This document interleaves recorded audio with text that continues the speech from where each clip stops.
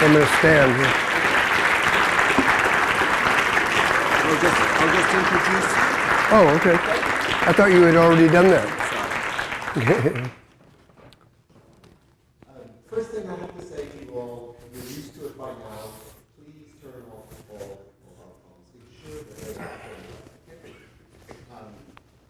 And the emergency exits, you can see clearly marked around the hall in case we should need them. I'm not going to need them.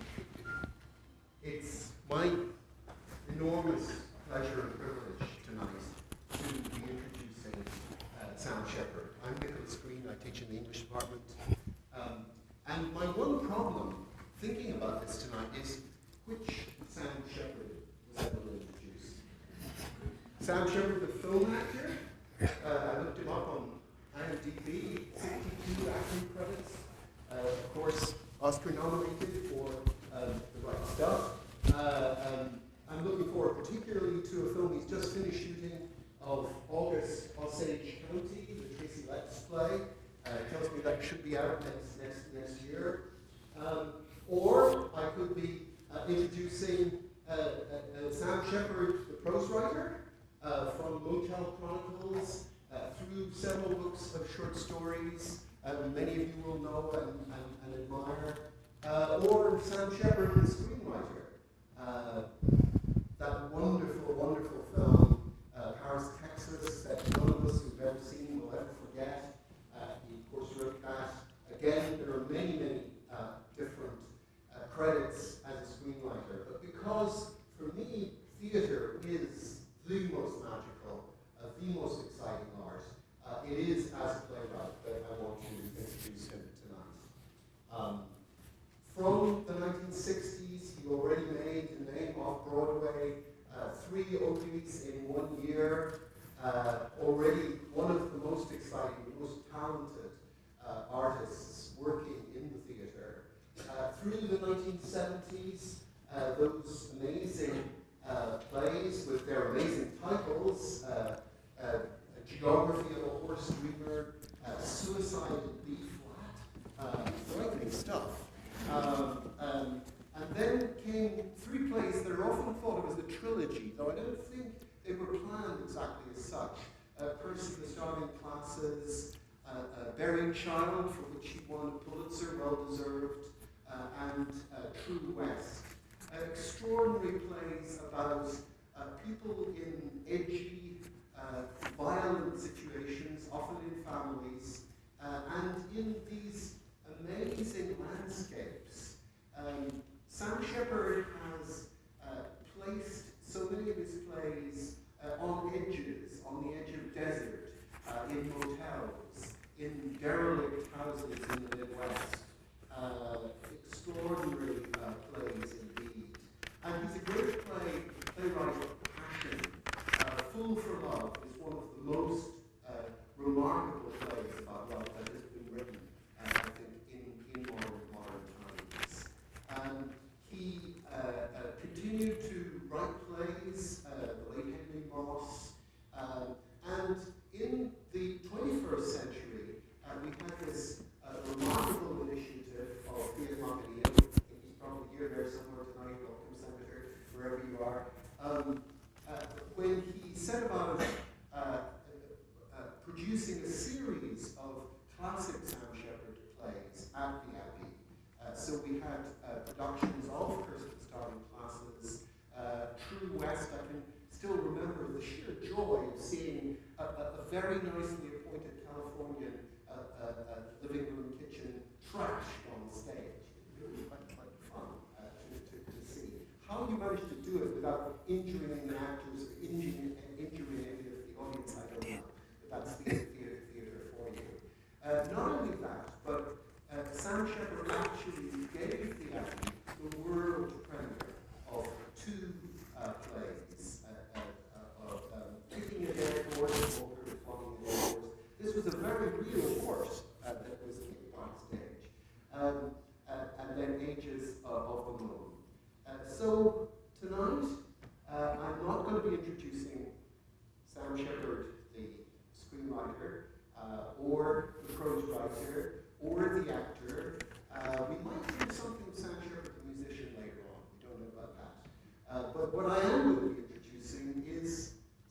Shepard, our own Irish playwright. Sam. Thank you.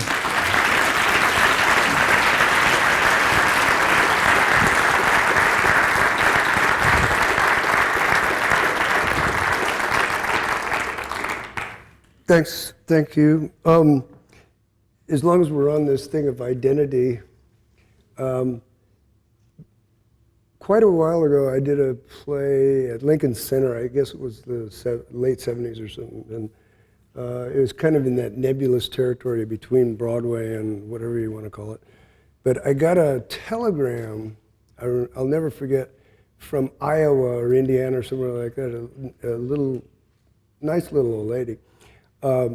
Who was congratulating me because earlier there was a man named Dr. Sam Shepard in Iowa who was accused of killing his wife and had spent several years in jail. And the telegram simply said, "Isn't it a marvelous country we live in where murderers can get the Pulitzer Prize?" It was absolutely sincere. So I've always wanted to be a doctor, but I don't know. Dr. Sam Shepard is going to have some reverberations down the road, maybe. But I'd like to thank Trinity and University of Dublin for this great honor. They're going to bestow on me tomorrow at some point, even though I have to get dressed up for it. I'd also like to thank all the people at Abbey Theatre, Fiuk, and Aideen Howard, and my great friend Stephen Ray, and all the rest of the people over there have been so kind and supporting me. And Connor McPherson, I don't think he's here, but he wrote a fantastic introduction to a new book of my one-act plays. And also Roddy Doyle, who invited me into his group Fighting Words, and has produced a beautiful book as a result of that. I've got a whole smattering of stuff. As I was looking through all this stuff, I realized that I've been writing since 1963, which is almost 50 years. So this stuff covers pretty much that whole time. The first piece I'd like to read is from the point of view of my youngest son. And it was written several years ago, so he's even younger than he is now. And it's called Berlin Wall Piece. My dad knows absolutely nothing about the 80s. I have to interview him for my 7th grade social studies class, and he knows nothing. He says he can't remember anything about the cars or the hair or the clothes or the music or anything. He says the economy sucked, and that was basically a Republican thing, but other than that, nothing stands out for him, nothing. He says the most significant thing about the 80s was that was when he first met my mother and when me and my sister were both born. Those two things. That's it. When I tell him it's not supposed to be about personal stuff, he says, what else is there? And I tell him I need stuff about style and fads and what was going on in the country at the time. And he says none of that has anything to do with reality. That reality is an internal affair, and all the rest of that stuff is just superficial, and it's basically a lie. Like the news, for instance. He says the news is all lies, and the reason it's so popular is that it sells itself as the truth, and people believe it because they'd rather believe in a lie.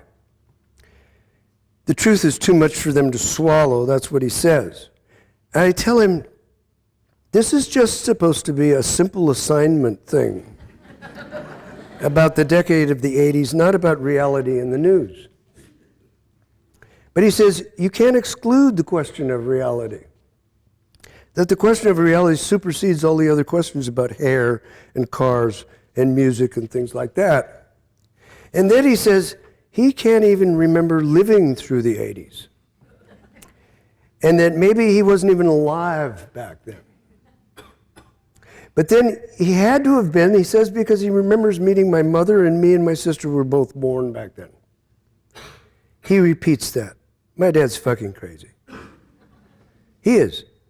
I didn't realize it for a long time, but he is. My sister knows more about the 80s than my dad does. And she's only a year or so older than me. She's in the 9th grade. She knows all kinds of things. Don't ask me how, like the way they used to wear their pants back then in this weird tapered style where they actually folded the pant leg inside their zip boots. And the girls wore ripped up fishnet stockings and cheap white cotton gloves trying to imitate Madonna, who I guess was the bomb in music back then. Or Michael Jackson, who just started bleaching his black skin. Or Bob Seger, who I thought was only known for that dumb Like a Rock Chevy commercial. Then on top of that, she knows all kinds of political stuff like Russia not being Russia anymore and the Berlin Wall coming down. And I ask her how she knows things like that, and she says, because she was there. Yeah, right, I say, and she says, yeah, I can prove it. And she runs upstairs to her bedroom, comes back down with a chunk of painted concrete about the size of a cheeseburger and sets it down on the kitchen counter right in front of me and my dad. What's that, I say? And she says, that is a piece of the Berlin Wall. It is, my dad says. He gets very excited about it. That's exactly what that is. Isn't that incredible? He picks it up and turns it over, feeling the weight of it, as though it might be from another planet or something. When did you go to the Berlin Wall, honey? My sister looks at him dumbfounded. Don't you remember? My sister says. I went with Mom and Aunt Amy. I don't remember that, my dad says. How old were you? He remembers nothing, like he's losing his mind. How could he not remember something like that? His own daughter going to the Berlin Wall? He's not that old to be losing his mind, but he is. Where was I? My dad says. Well, you must have stayed home, my sister says. I must have, he says. I asked my sister how she got a piece of the Berlin Wall, and she says they were driving through Berlin at the time they were tearing the wall down, and the workers were just giving away pieces of it, handing it through the car windows. She says it was like a party. She was 3 years old, and these big hands of hairy men were coming through the window, handing them chunks of rock and concrete as though it were birthday cake. And she said she had no idea what it was all about. I'm staring at this chunk of cement on the kitchen counter. One side is smooth and flat and painted flashy turquoise and purple with a yellow skinny stripe cutting down the middle. It looks like spray paint, maybe graffiti. The other side is broken and rough, and I can see the fragments of things that made the concrete out of small, smooth stones that look like they could have come out of somewhere deep in the woods, and sharp gravel mixed in with it, chalky-looking cement that doesn't look American at all, and then these tiny, glittering particles. And when you run your finger along the edge of it, it makes the sound of glass more than stone. My sister offers to let me take the piece of Berlin Wall to school and show it around in my class, which is very generous of offer of her, I think. Then my dad picks up the heavy chunk of Berlin Wall and drops it into a Ziploc bag. And when I ask him why he's doing that, he says, so it doesn't get lost. He says it's very important that it doesn't get lost or stolen because it's a real live piece of modern history. What does he care? He's not even sure he was alive back then. And now he's calling this piece of concrete alive? He's not making any sense at all. He takes out a big roll of silver plumber's tape from a drawer and tears a piece off with his teeth. He sticks the strip of tape on the Ziploc bag and then takes a big black magic marker and writes Berlin Wall Peace, like it's some kind of museum label or something. Then he says, that ought to do it. He's totally nuts.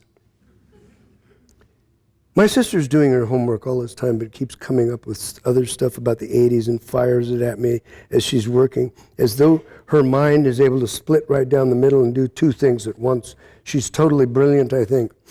There was some volcano out west in Washington that erupted, she says. It erupted and kept right on erupting off and on for the rest of the year. That was in the 80s, wasn't it, Dad? I don't know why she's asking him. How would he know? I don't know, my dad says, as he wipes black ants off the counter with a wet sponge. He doesn't try to step in them, he just wipes them onto the floor and lets them crawl away. Why don't you kill them? I asked my dad. I like ants, he says. They remind me of summer and hot places. We always had ants when I was growing up. He says that as though he were talking about puppies or guinea pigs or something. And they discovered AIDS, my sister blurts out. That was when they first discovered the AIDS virus, was the 80s. She's on a roll now. I don't know how her mind works. It's a mystery to me. Like she can scroll stuff up, like she's looking at it on a green screen or something. AIDS? Where does she come up with that kind of stuff off the top of her head? And Marvin Gaye got shot by his father, didn't he, she says? Suddenly, my dad stops cold in the middle of the kitchen, like he's been hit in the back of the head by a board or something. That's right, my dad says. I remember that. Marvin Gaye. You do, I say? And I'm looking straight at him, standing there with the sponge hanging down from his hand, dripping on the floor, and he's staring out across the kitchen without seeing me or my sister or anything, but as though he's trying to nail down this picture of Marvin Gaye in his mind, all shot in the head and bloody from some picture in the news back then that he hates. Yeah, I remember that very clearly, he says. I was in California. It was 1984. The summer or spring of 1984 was very hot. Marvin Gaye was killed by his father. And his father was a reverend, wasn't he? I think he was. A man of the church. And he shot his son in the head over something to do with women, I think. Something about a woman, wasn't it? He turns to my sister, who doesn't realize he's asking her a direct question, and just continues on with her head down in her book, working hard on her homework. Wasn't that something to do with a woman? He says to her again. My sister finally looks up at him and sees that he's talking to her. And she stares at him, but you can see she's thinking about some math problem or something. I don't know, Dad, she says, and her eyes go back down into her books. He looks at me, sort of searching for a second. I don't know the answer. How am I supposed to know the answer? I wasn't even born yet when that happened. He looks out across the kitchen again toward the dark windows. It's funny. I'd remember that, he says. Then he tosses the sponge into the sink and walks out into the screened porch and stands there for a long time while looking out at the lawn and the maple tree. Spring peepers are chirping from the pond down the hill. I pick up the Ziploc bag with a piece of the Berlin Wall inside and hold it up to the light. It's just a chunk of concrete. Don't lose that, my sister says without looking up. How can I lose it, I say. It's labeled.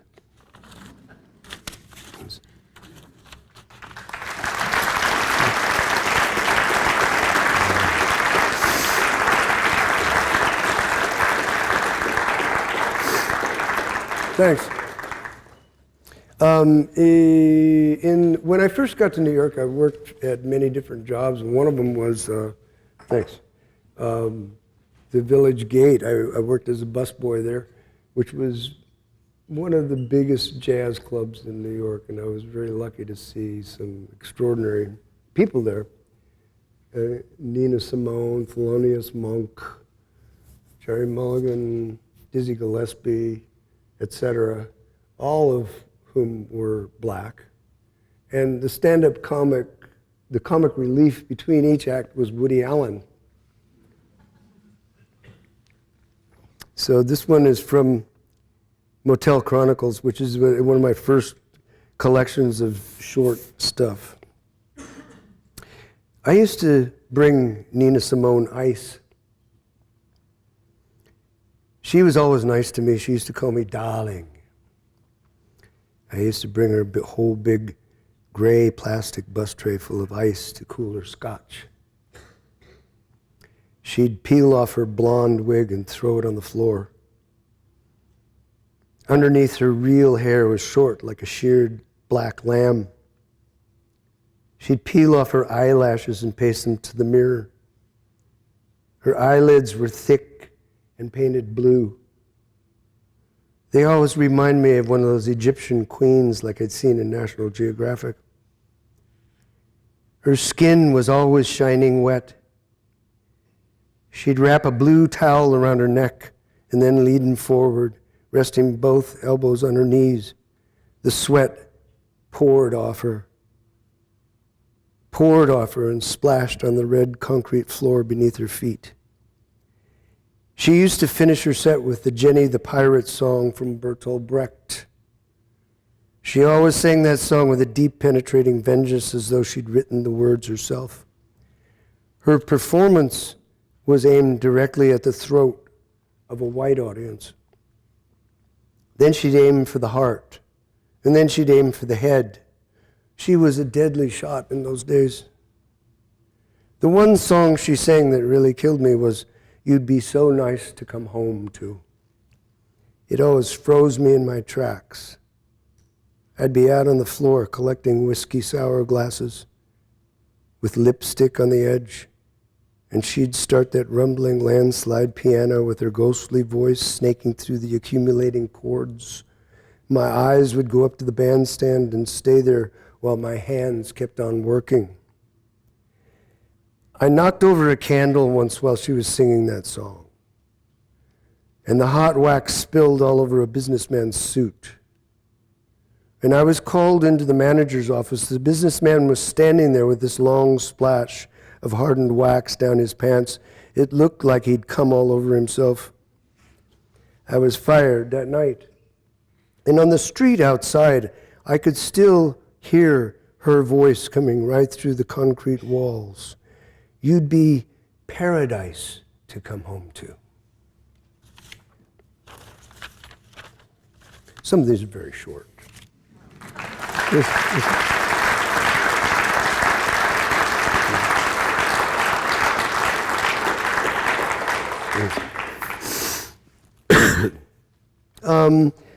This is from Curse of the Starving Class, which was sort of the first play I wrote about the family debacle.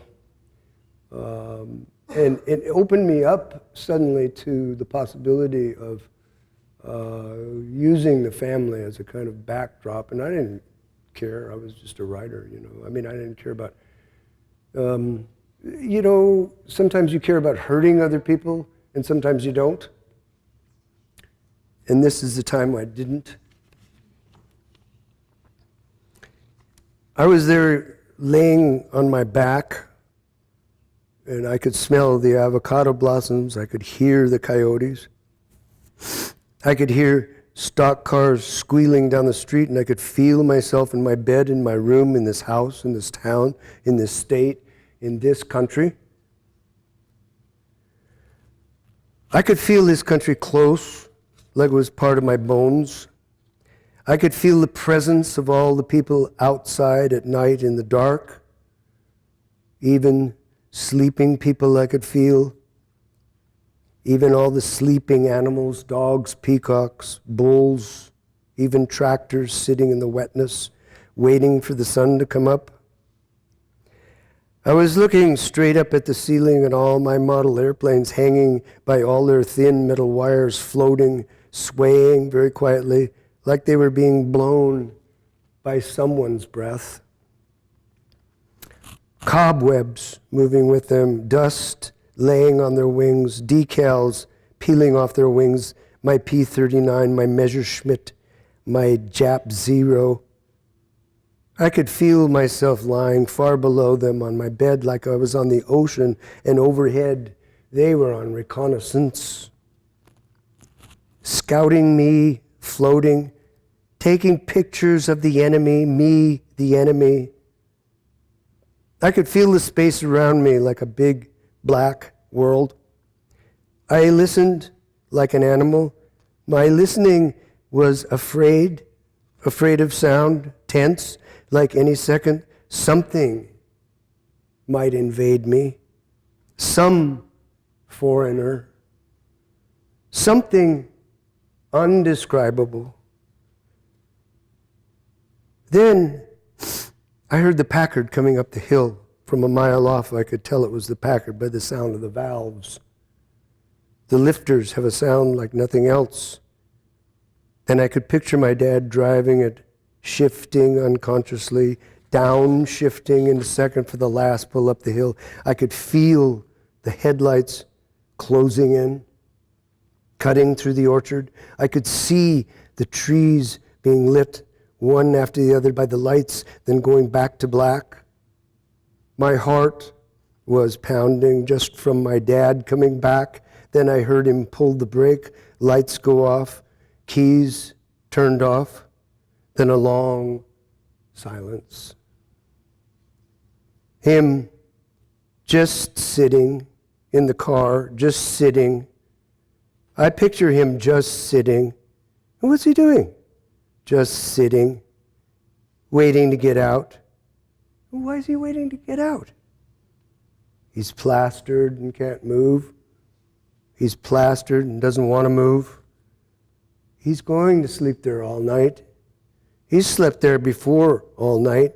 He's woken up with dew on the hood before, freezing headache, teeth covered with peanuts. Then I hear the door of the Packard open, a pop of metal, dogs barking down the road, door slams, feet, paper bag being tucked under one arm, paper bag covering tiger rose, feet coming, feet walking toward the door, feet stopping, heart pounding, sound of door not opening, feet kicking door, man's voice, dad calling mom, no answer, foot kicking harder, wood splitting, man's voice in the night, foot kicking hard through door, one foot through the door, bottle crashing, glass breaking, fist through door, man cursing, man going insane, feet and hands tearing, head smashing, man yelling, shoulder smashing, whole body crashing, woman screaming mom screaming for police, man throwing wood, man throwing up, mom calling cops, dad crashing, back down driveway, car door slamming, ignition grinding, wheels screaming, first gear grinding, wheels screaming off, down, hill, Packard, disappearing, sound, disappearing, no sound, no sight. Planes still hanging, heart still pounding, no sound.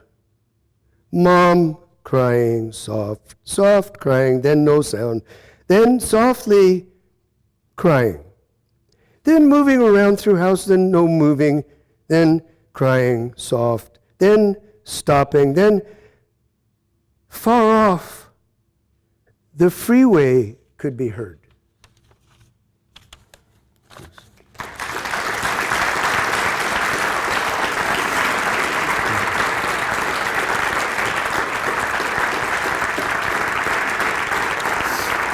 Thanks.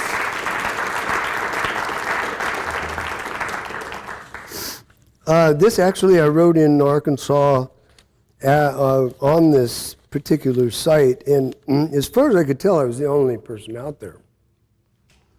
It's called Pea Ridge Battlefield, Arkansas, and it's from Day Out of Days, and it's very brief, but sometimes I just make notes, and this is one of them. My second great-grandfather, Lemuel P. Dodge, had his left ear blown off right here in the Battle of Pea Ridge, 1862. I have a picture of him back home in my kitchen, sitting in profile, legs regally crossed at the knee, dressed in his Confederate uniform, a thick gauze bandage bulging at the ear lashed around his head, both hands gently rest in his lap atop an ornately engraved sword and scabbard. His nose is a nose I recognize down through my father's side, uncles and cousins, atavistic, his red beard and hair, his ice blue eyes like some Christian martyr. The tintypes of the day may have accentuated these features for the vanity of the sitter. It's the ghoulish white bandage that confuses the formality of the pose, as though honor and raw violence have no real business sitting side by side. 6 salvos of federal artillery, 18 rounds of rifled solid shot smashed broadside into the massed rebel columns. Horses exploded, riders cut in half, blood of the body, pride of the mind. The only sound right now in this ancient open field is a lone mockingbird sitting on top of a yellow round bale, and his tail twitches with every change in the melody line.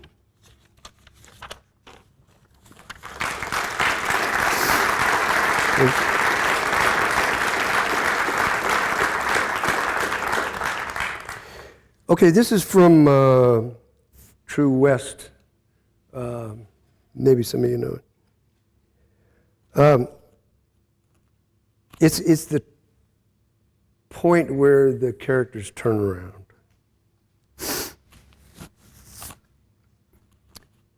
You disappear? I would for sure. Where would you disappear to? Doesn't matter, I got plenty of places. Nobody can disappear. The old man tried that. Look where it got him.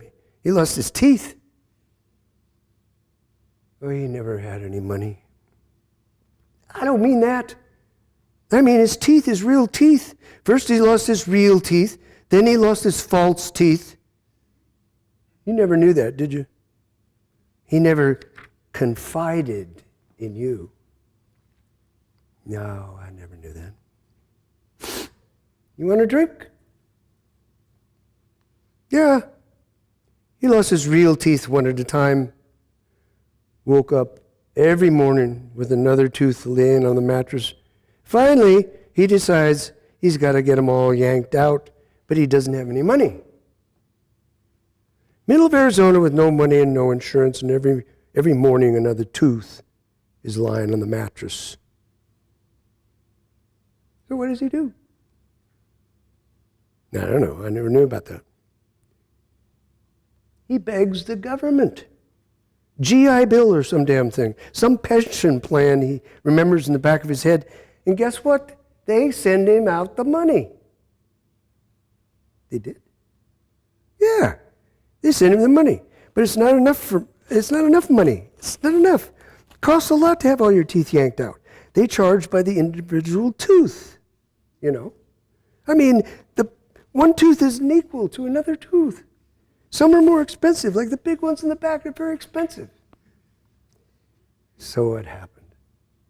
So he locates a Mexican dentist in Juarez who'll do the whole thing for a song. Takes off hitchhiking to the border. Hitchhiking? Yeah. So how long do you think it takes him to get to the border, man his age? I don't know. 8 days it takes him. 8 days in the rain and the sun, and every day he's dropping teeth on the blacktop and nobody will pick him up because his mouth's full of blood. So he finally stumbles into the dentist. Dentist takes all his money and all his teeth. And there he is in Juarez with his gums sewed up and his pockets empty. That's it. Well, then I go out to CMC. I go out there and I take him out for a nice Chinese dinner. But he doesn't eat. All he wants to do is drink martinis out of plastic cups. And he takes his teeth out and he lays them on the table because he can't stand the feel of them. And we asked the waitress for one of those doggy bags to take the chop suey home in. So he drops his teeth in the doggy bag, along with the chop suey. And then we go out to hit all the bars up and down the highway. He says he wants to introduce me to all his buddies. And in one of those bars, in one of those crummy bars up and down the highway, he left that doggy bag with his teeth laying in the chop suey. You never found it? Yeah, we went back, but we never did find it. Now that's a true story, true to life.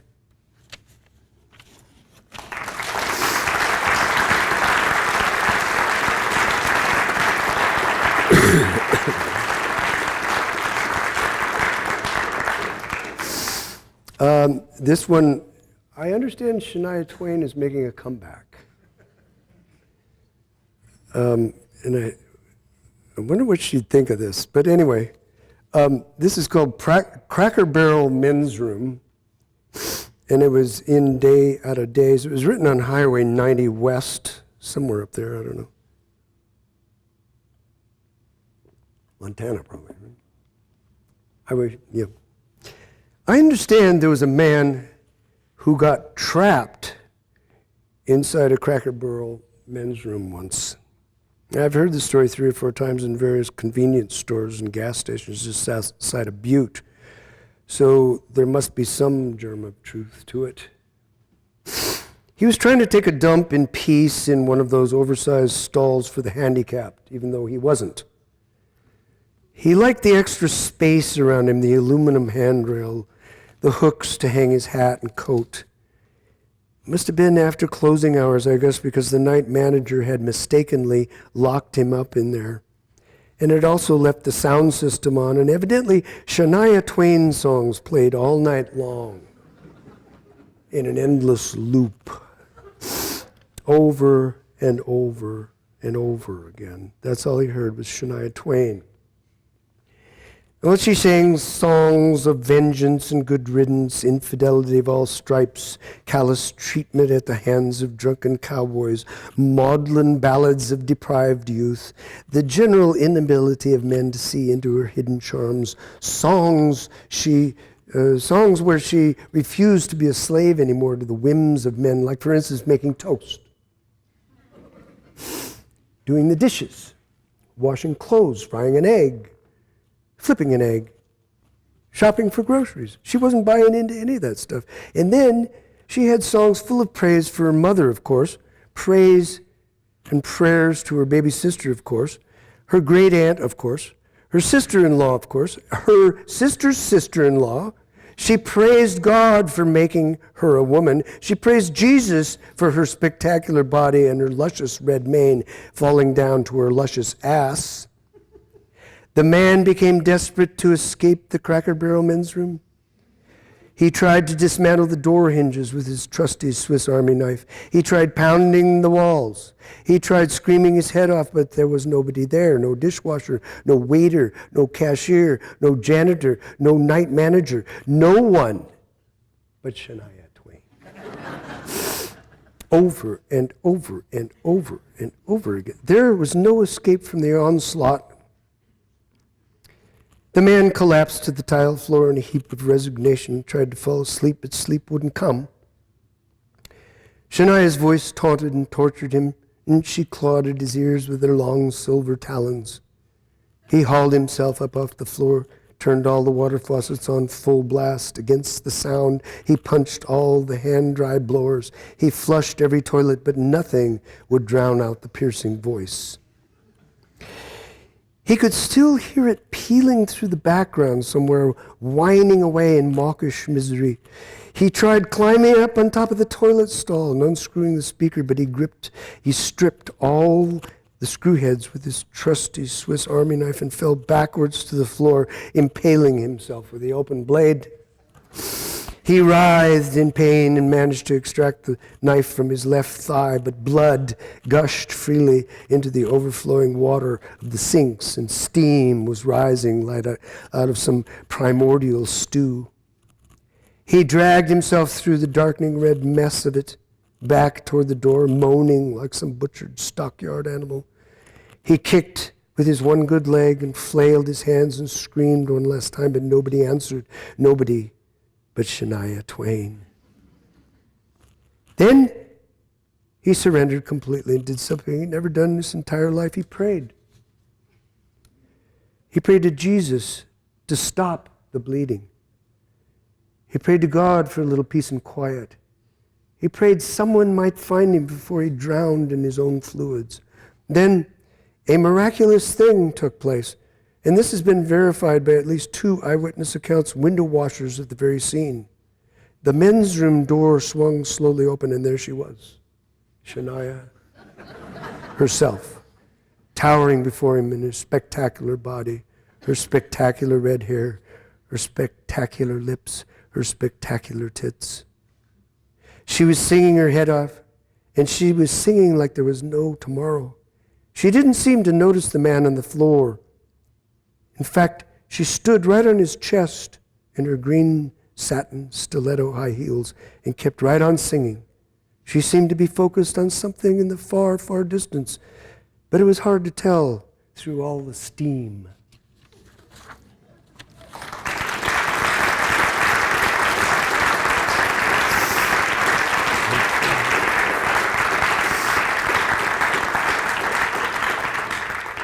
Thank you. This is from an early thing from Motel Chronicles.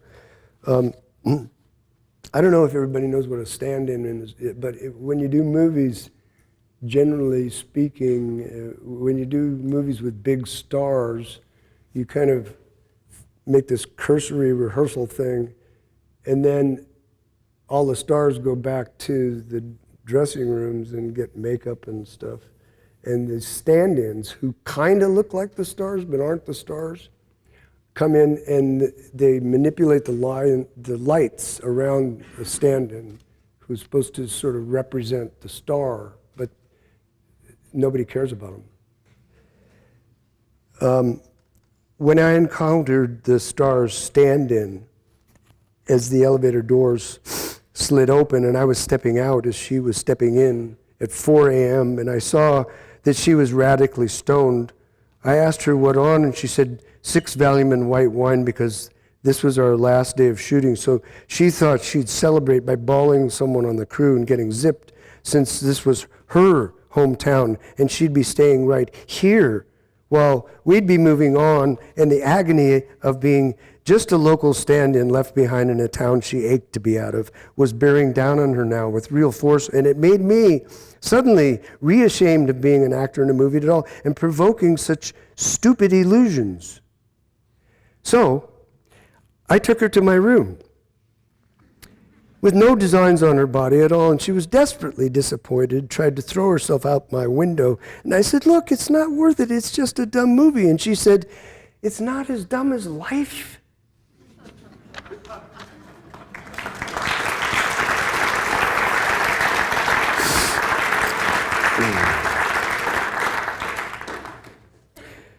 This is from Day Out of Days. It's called Black Oath. I understand you've made giant strides toward your rehabilitation. Who tells you that? Well, I've heard it through the grapevine. That's a song, isn't it? Well, they say I'd repented, down on my knobby knees, taken the oath. Well, you said you were behaving yourself very well. Let's put it that way. That's nice. No biting anyone's ear off. Yeah, somebody already did that, didn't they? Spitting in anyone's face. God forbid. Well, you are interested in getting out of here, aren't you?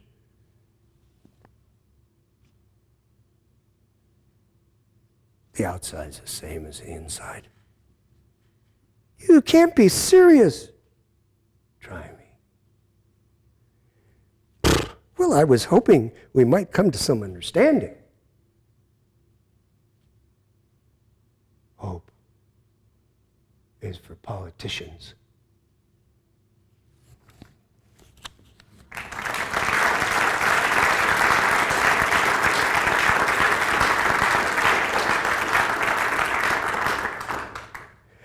This is actually from the last, let's see, The last governor of Virginia, believe it or not, Virginia in the United States, was English in 1971.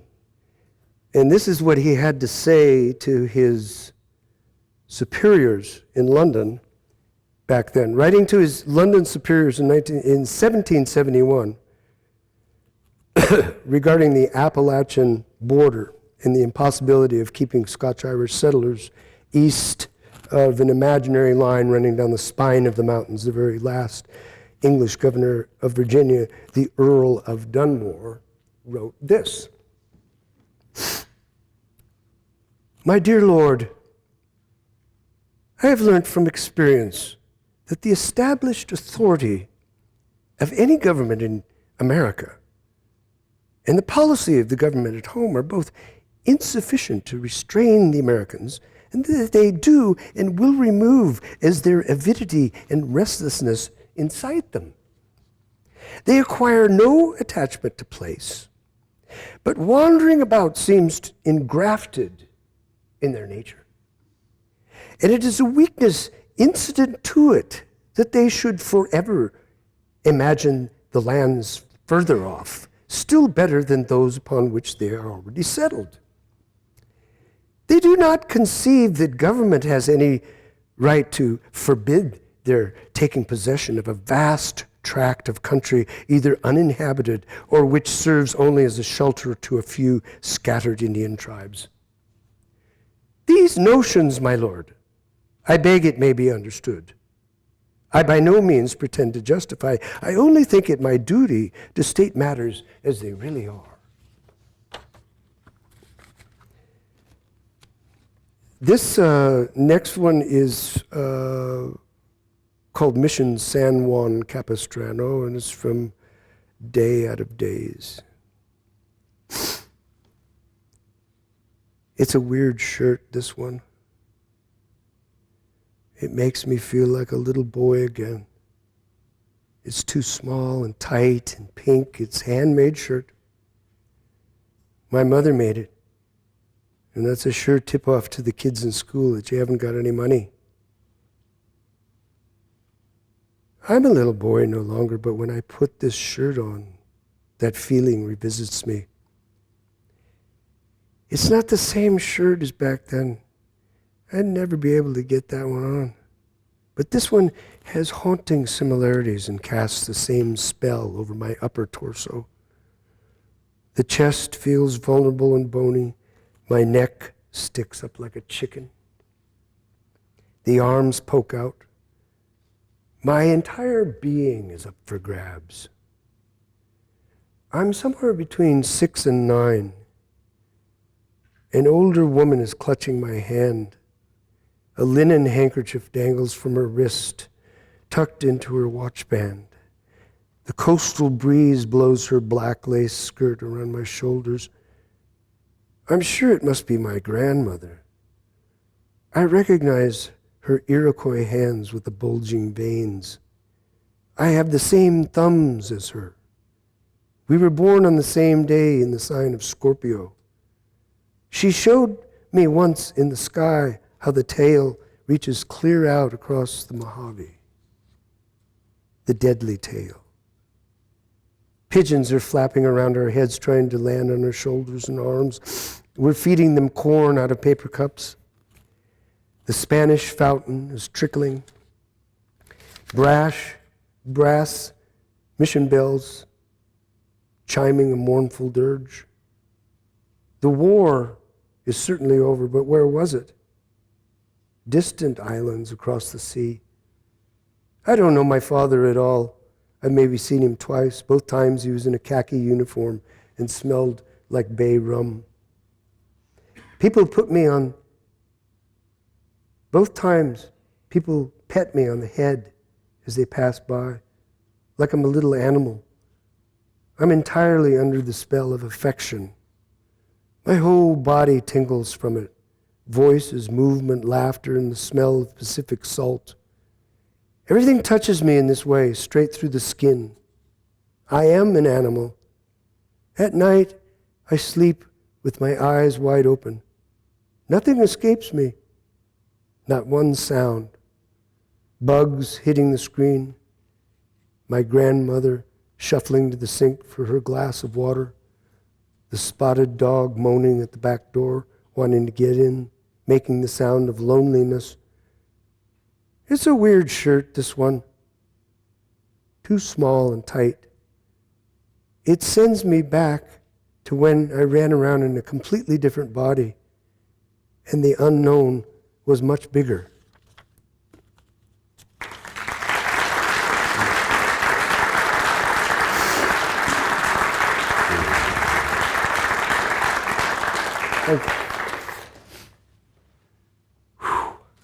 Yeah. This is from Buried Child, and it's the monologue of the grandmother, the matriarch. And on the stage, you see the grandfather, the patriarch, sipping on his bottle, and you see the uncle, or the one other man, shucking corn. But you don't see this person, the matriarch, talking. You just hear her voice, and this is what she says. So you're watching something and hearing something else. Okay. Dodge, he's not drinking anything, is he? You see to it that he doesn't drink anything. You've got to watch out for him. It's our responsibility. He can't look after himself anymore, so we have to. Nobody else will do it. We can't just send him away somewhere. If we had lots of money, we could send him away, but we don't. We never did. We never will. That's why we have to stay healthy, you and me. We have to stay healthy. Nobody's going to look after us. Bradley can't look after us. Bradley can hardly look after himself. I was always hoping that Tilden would look out for Bradley when they got older. After Bradley lost his leg, Tilden's the oldest. I always thought he'd be the one to take responsibility. I had no idea in the world that Tilden would be so much trouble. Who would have dreamed Tilden was an All-American, don't forget. Don't forget that fullback or quarterback, I forget which. Well, that's when Tilden turned out to be so much trouble. I put all my hopes on Ansel. Of course, Ansel wasn't as handsome, but he was smart. He was the smartest, probably. I think he probably was smarter than Bradley, that's for sure. Didn't go and chop his leg off with a chainsaw. Smart enough not to go and do that. I think he was smarter than Tilden, too, to tell you the truth, especially after Tilden got all in that trouble. It doesn't take brains to go to jail either. Anybody knows that. Of course, that's when Ansel died and left us all alone. Same as being alone, no different. Same as if they'd all died. He was the smartest. He could have earned lots of money, lots and lots and lots of money. He would have took good care of us, too. He would have seen to it that we were repaid. He was like that. He was a hero. Don't forget that, a genuine hero. Brave, strong, and very, very intelligent. Ansel could have been a great man, one of the greatest of men. I only regret that he didn't die in action.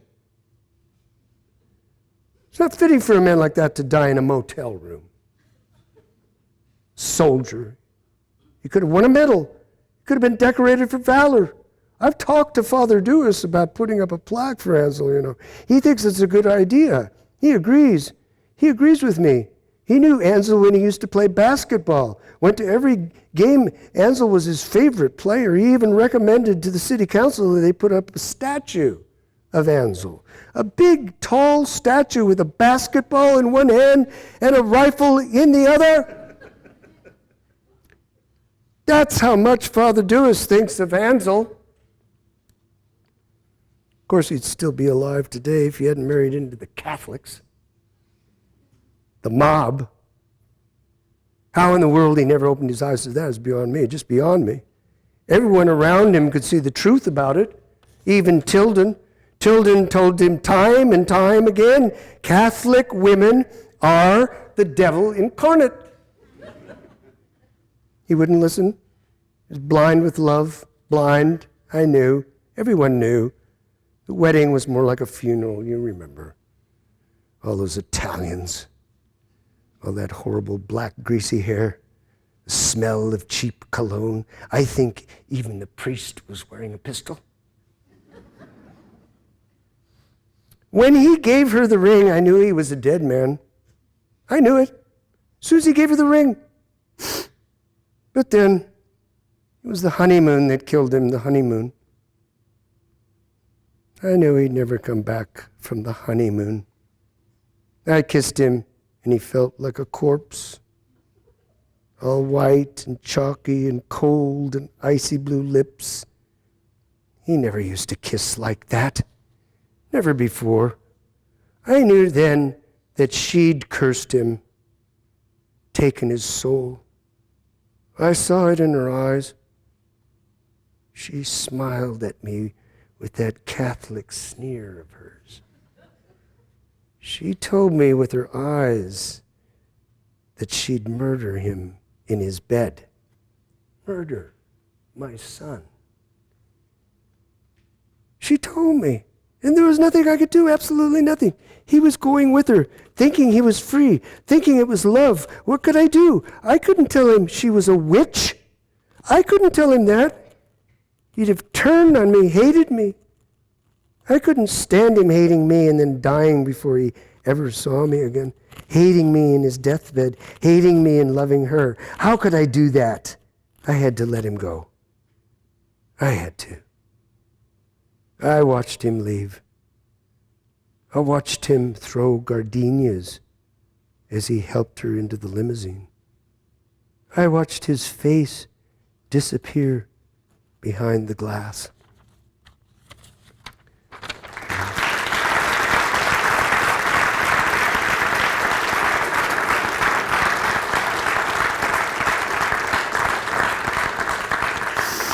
Thanks. This was written in collaboration with my great friend Joe Chaikin, who started the Open Theater, way back 65, I guess. Down in a part of Manhattan that's now very chic and used to be where you were stepping over drunks to get into the theater. Literally, on Spring Street. And this is a piece that we came up with that we did at the Magic Theater in San Francisco called Tongues. He was born in the middle of a story which he had nothing to do with, in the middle of a people. In the middle of a people he stays. All his fights, all his suffering, all his hope are with the people. All his joy, all his hate, all his labors are with the people. All the air, all the food, all the trees, all colors, all sound and smell. All the dreams, all the demons, all the saints, all taboos, all rewards are with the people. The people named, all the stones, all the birds, all the fish, all the plants. He was honored. He was dishonored. He was married. He became old. He became older. This night he goes to sleep in his same bed. This night he falls to sleep in his same way. This night, this dream he dreams he's dreaming this night. A voice comes. A voice speaks. A voice he's never heard. You are entirely dead. What is unfinished is forever unfinished. What happened has happened. You are entirely gone from the people. In a second, he mourns for himself. For his whole life, he mourns. In the next second, he's entirely dead. In a second, he mourns for the others. For all the others he mourns. In the next second, he's entirely dead. In a second, he forgets all life with the people. He forgets. In the next second, he leaves. His whole body he leaves. He leaves his whole body behind.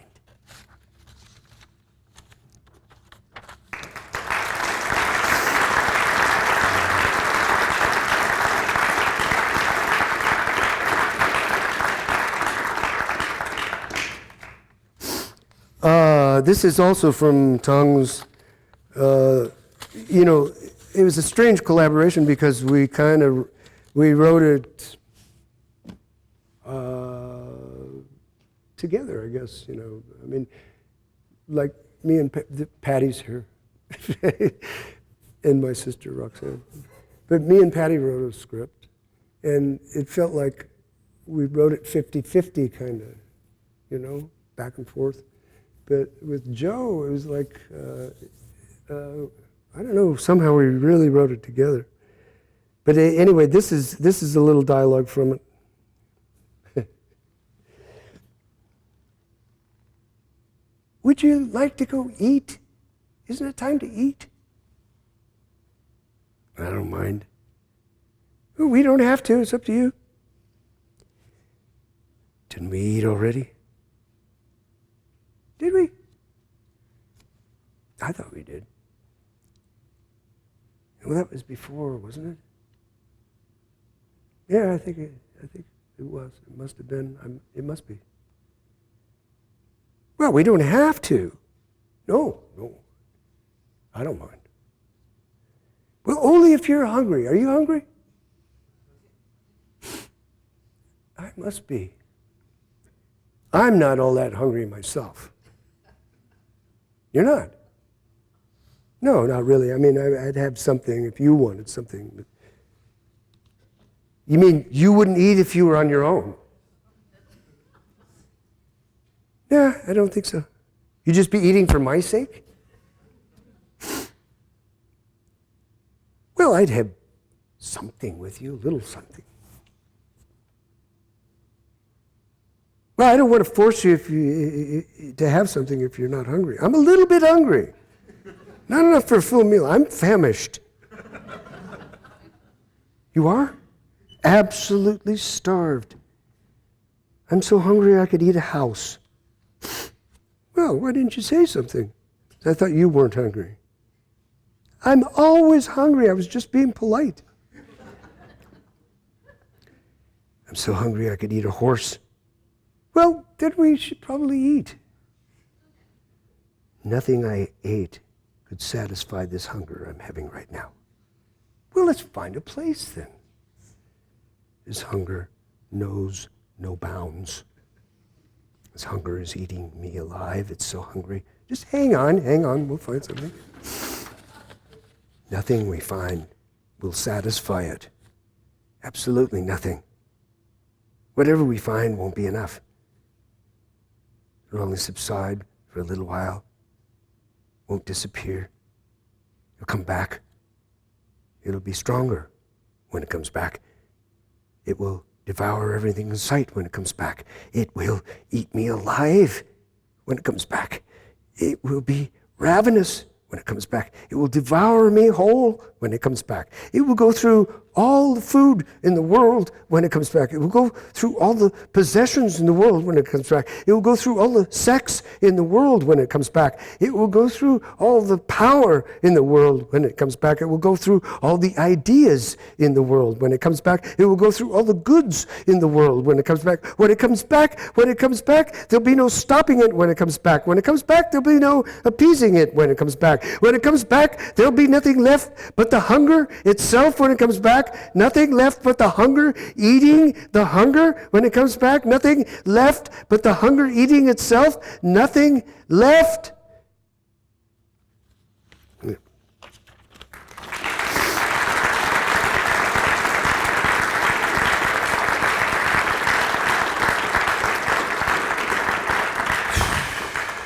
Thank you.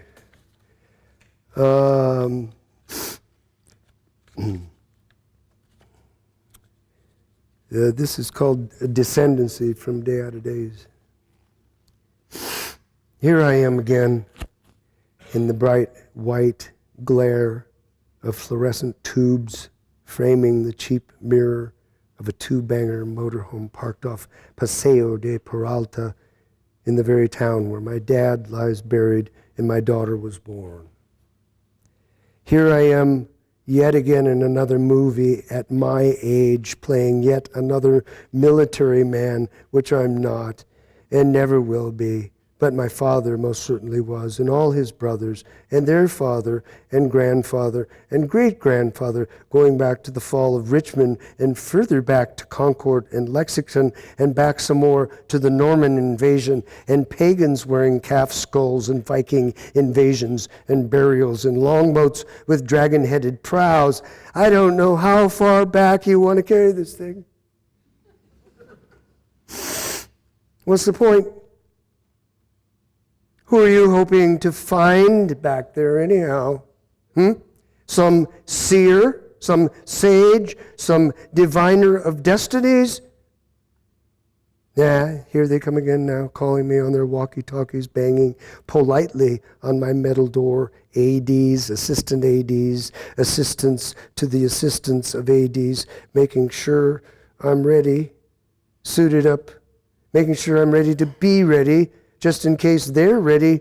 Any second now, they might need me to step in front of the camera and portray this ongoing character in a decorated uniform with an aura of tired, grim determination in the face of hopeless odds.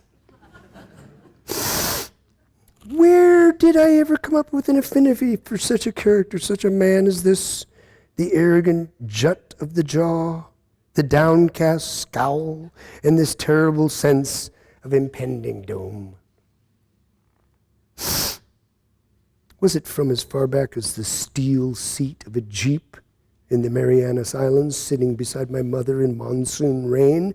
Was it in the back of my father's neck, where he picked compulsively at his shrapnel scars? Or is it somewhere deep inside the terror of being lost in the great basin at night with no light and you've run completely out of gas? No use fishing in the dark. Put your costume on. Walk out there and face the music. Hopefully some mask will appear. Someone from long ago. I might recognize him. Something that might just tap me on the shoulder and invite me out of there. Believe me, I wouldn't hesitate.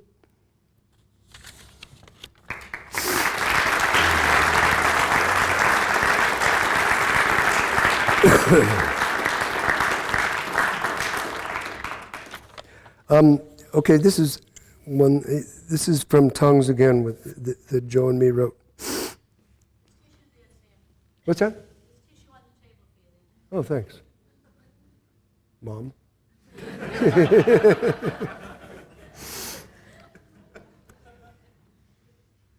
When you die,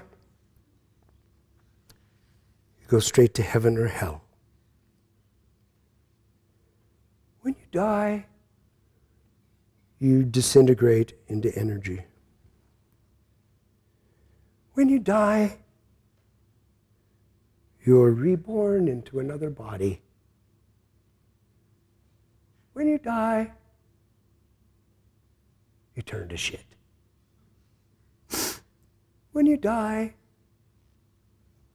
you travel to other planets. When you die, you get to start all over. When you die, you get marked in the book. When you die, you're rejoined with your ancestors. When you die, all your dreams will come true. When you die, you'll speak to the angels. When you die, you'll get what you deserve. When you die, it's absolutely final. When you die, never come back. When you die forever. When you die, it's the end of your life.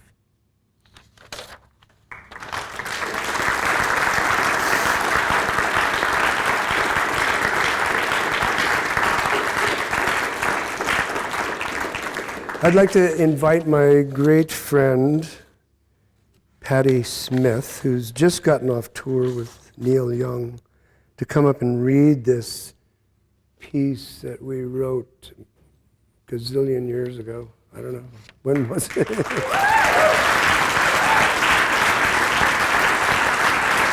you read that? Can you read? Of course, I didn't bring my proper reading glasses, but You want these? no, I think I can. Okay. Well, yeah, me and Sam read this little cowboy mouth together, and as Sam, people always ask me how we read it, and we were sitting in a bed, fully clothed, and Sam said, "Let's write a play," and I said, "I don't know how," and he said, "It's nothing, just I'll write something and then you write something." So we did that all night, and Sam very gentlemanly gave me the last word. Nerval, he had visions, cried like a coyote, he carried a crow, he walked through the boulevard noir, inhuman like a triangle. He had a pet lobster on a pink ribbon. He told it his dreams. He told it his visions, all the great scenes to the end of the world. And he hung himself on my birthday, screaming like a coyote. The moon was cold and full, and his visions and the crow and the lobster went on Caval. That's where I found my name, Caval, on my birthday. It means escape.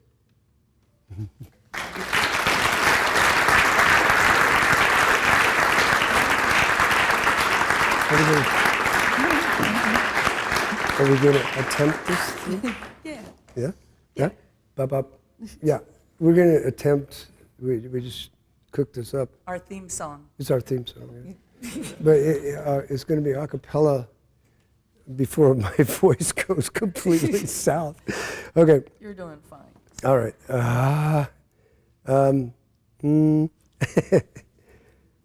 You might recognize it. Oh, we ain't got a barrel of money. Maybe we're ragged and funny, but we're traveling along, singing a song, side by side. Through all kinds of weather. The weather. What if the sky should fall? It's falling Just as long as we're together. together. It really doesn't matter at all.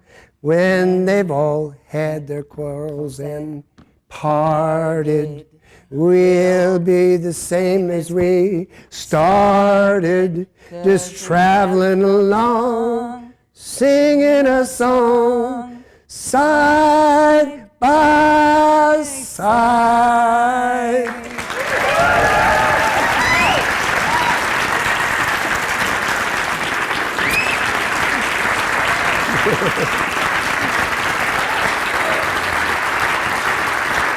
That's all, folks.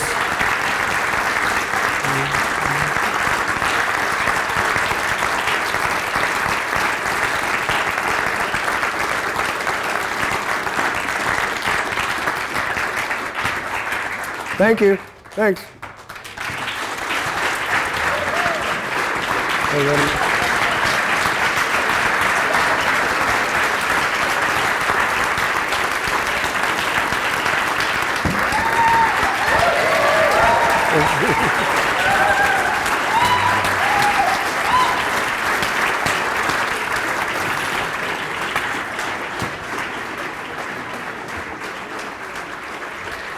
What the fuck?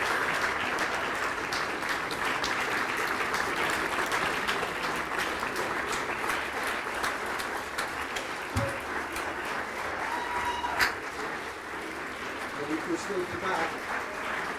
No, I haven't got any more. Can you just take a bow? Oh, okay. Take a bow. Okay.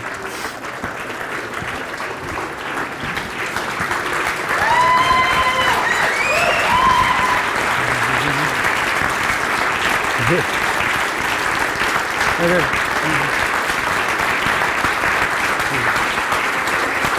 Thank you. You want to sing? Where's the guitar?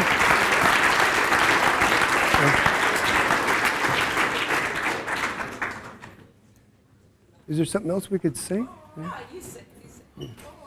Shall we sing? Okay. All right. Give us the last This of is- your voice. The last. Yeah, thanks. Great.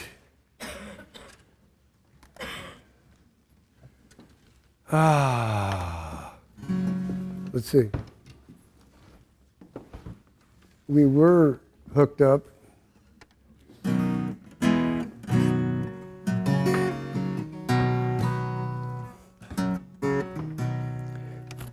Times ain't now, no nothing like they used to be.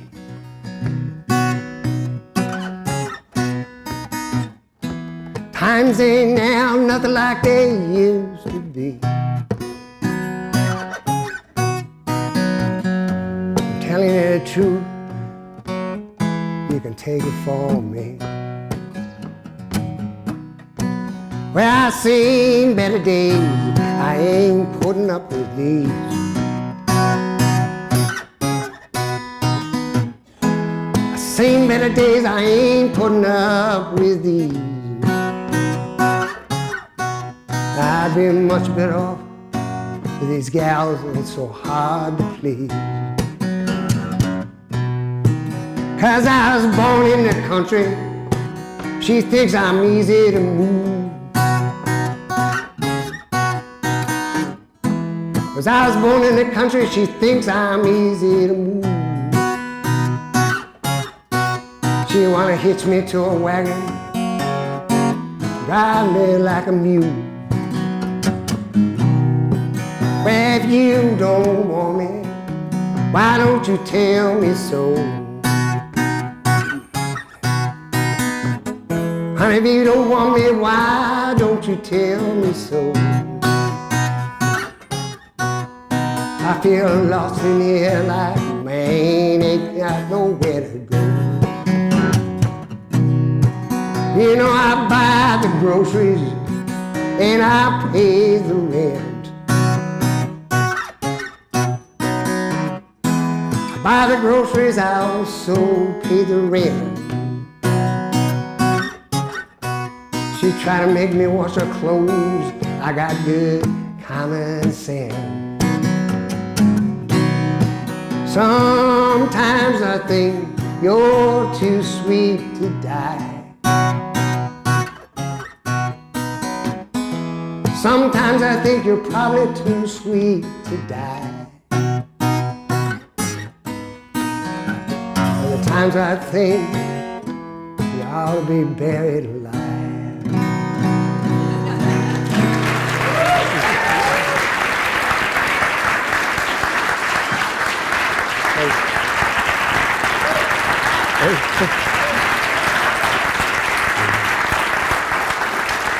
Is this my stuff?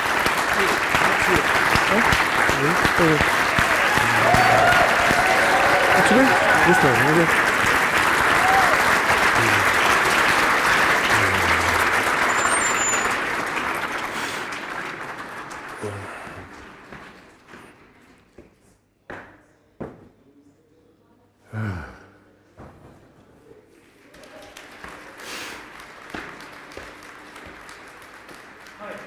Howdy. Yeah, go ahead.